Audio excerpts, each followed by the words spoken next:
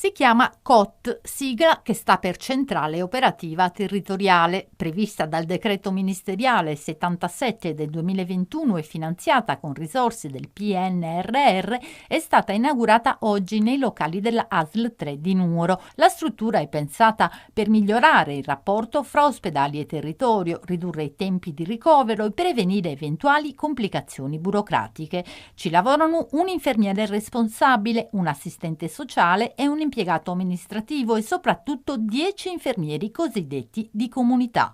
Per capirci, un paziente che deve essere dimesso dall'ospedale, il PAS, che è una struttura che sta all'interno del presidio ospedaliero, avvisa la centrale operativa territoriale precocemente di questa dimissione difficile. La centrale operativa territoriale si attiva con gli interlocutori territoriali per permettere per esempio la presa in carico di quel malato attraverso le cure domiciliari integrate oppure l'inserimento dello stesso in una struttura residenziale o semiresidenziale. Ma gli infermieri in forza alla COT possono intervenire in caso di bisogno anche sui 450 pazienti con scompenso cardiaco attualmente monitorati al proprio domicilio dal personale della centrale di telemonitoraggio che si trova in una sala attigua alla COT. Gli operatori presenti in centrale di telemonitoraggio monitorano giornalmente i valori del paziente, sono pazienti con diagnosi di scompenso cardiaco, quindi i parametri vitali sono la saturazione, la pressione arteriosa e il peso.